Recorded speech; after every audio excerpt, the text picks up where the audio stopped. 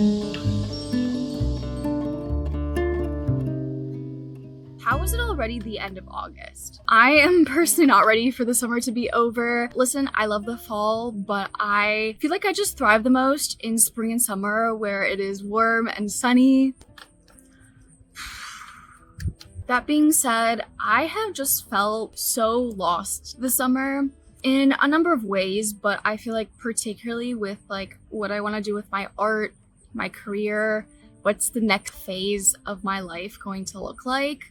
And I've just like been really grappling with the idea that there's no set path in life while still having the persistent feeling of falling behind. If you haven't seen me before, I'm Julia. I am a concept artist and illustrator. I'm 24. I'm living at home. Last year, I was navigating a lot of different things. I was originally in animation, but the entertainment industries have been a hot mess for a number of reasons this kind of like past year or two. And because of that, I've been trying to explore more independent routes. Emphasis on the trying. I'm just really struggling to figure out how to align my skills and my pace, which is slow, in a way that is marketable, hireable, livable, profitable, etc., etc. You know, I have many criticisms of late-stage capitalism, but unfortunately, I still live in that system. And it's frustrating because I feel like I see other artists carve their own paths in a way that works for them. And I keep thinking if I can just pick a niche, I could upload on schedule or post more reels or whatever, I would be more successful or at least like more fulfilled. You know, the amount of times I've caught myself thinking like I am not doing enough is honestly crazy.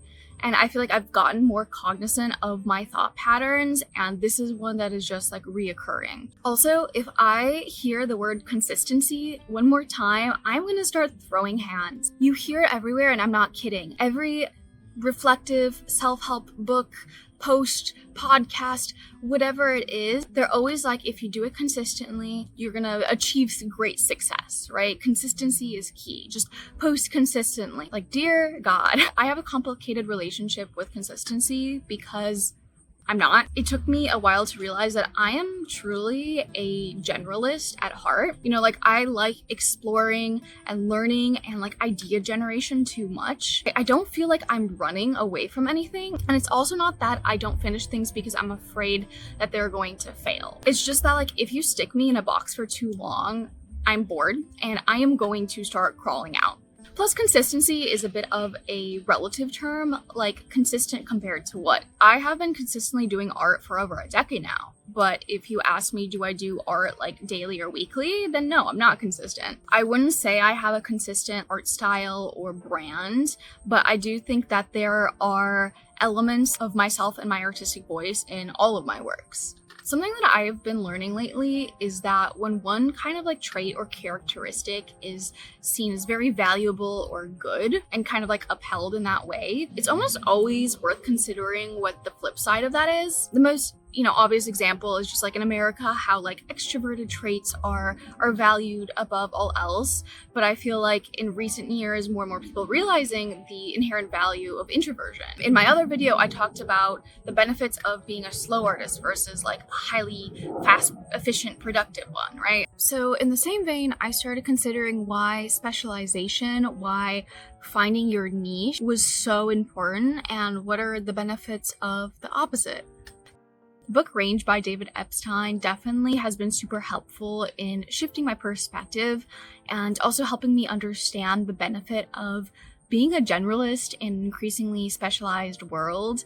And it is getting really specialized. I've seen it also in like animation. You're no longer just a concept artist, you are a character designer for AAA games, or you are a background colorist for 2D adult television, right? It gets really like narrow and specific. Recruiters will seriously press you to pick a specialization and really focus in on it on your portfolio as soon as possible.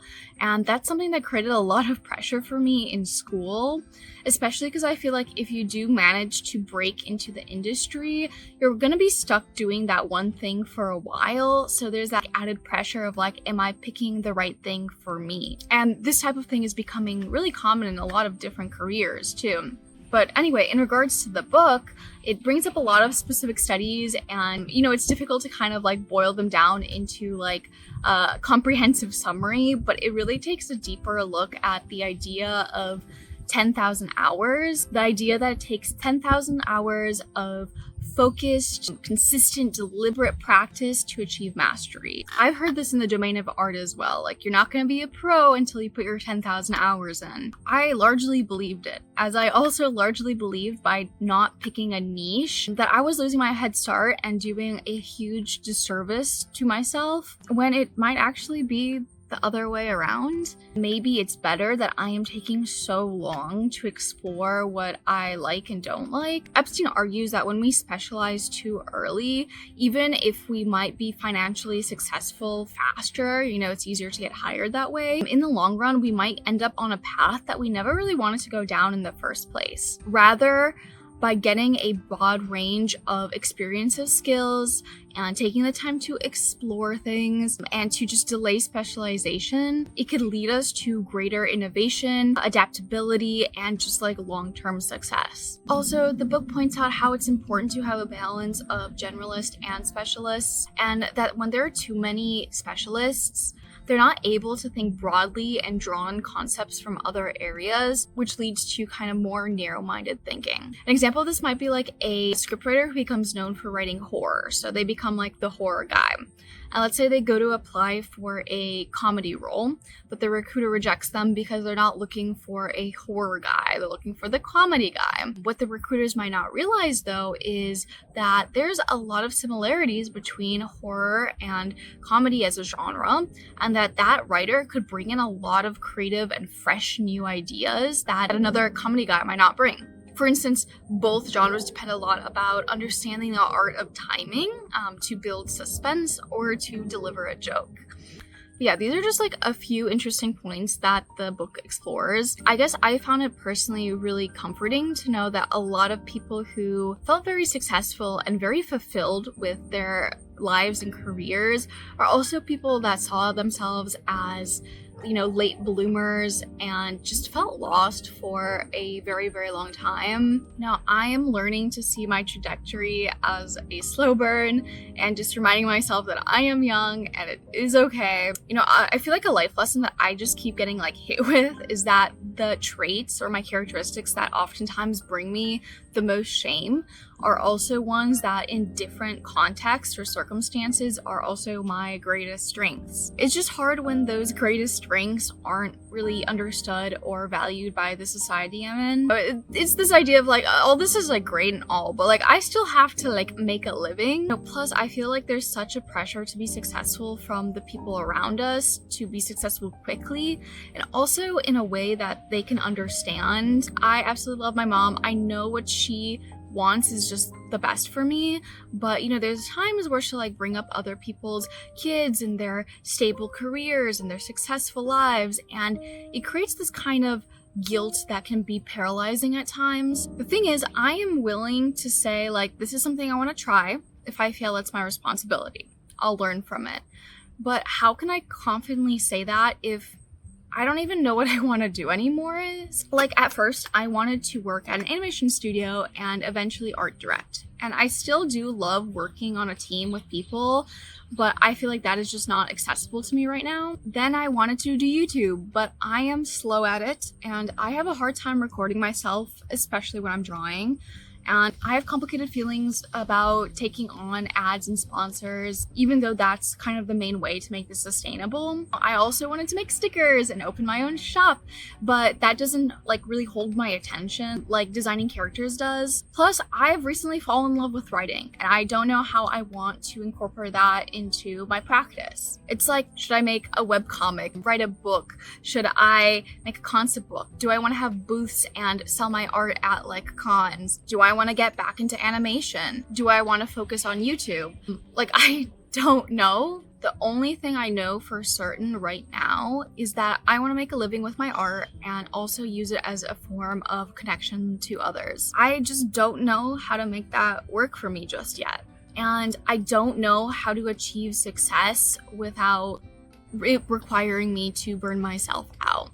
I wish I had an answer for me and for you if this is something you're struggling with. What I've come to is just acceptance, accepting that your life, especially your 20s, is defined by a lot of uncertainty, and you can let that drive yourself up the wall, or you can kind of just learn to let things ebb and flow. In a way, it's really hard to ground yourself in a world where the only constant is change, and I can only make decisions for current me because I don't know what future me looks like, and I don't know what the future world looks like either. The only thing I keep coming back to is just trying to live as presently as possible. I think it's so easy to forget that we are in fact human beings and not human doings. And yeah, just remembering to approach life a little bit more lightly, a little bit more whimsically, asking myself like, what brings me joy? What am I curious about? Trying to find ways to be kinder to myself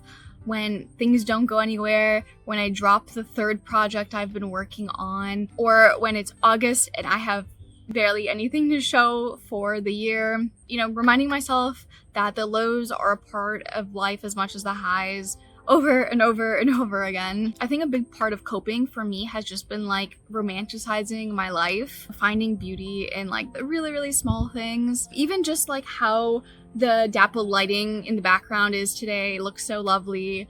And just, spending time in nature, which you're probably gonna see me do a lot in this video. Reading and sharing stories, making bucket lists of small things I wanna do, like sunset picnics or exploring new cafes, finding ways to reconnect with family and friends and so on. A mindset that apparently a lot of successful people have is this. Here's who I am at the moment. Here are my motivations. Here's what I found I like to do. And here's what I'd like to learn, and here are the opportunities. Which of these is the best match right now? And maybe a year from now I'll switch because I'll find something better. And I feel like that's a mindset that I would really like to cultivate moving forward. If you're feeling lost, I am right there with you. I love to hear how you're feeling and navigating it all. Even if you're not in your 20s, it is a bit disheartening to live in a world that seems not to understand the value of art and creation and slowness, but I'll stand as a reminder of its importance for as long as I live. Despite all my uncertainty, I know that I will never stop creating regardless of the medium. I wish you the best and go out there and make some art. Peace out.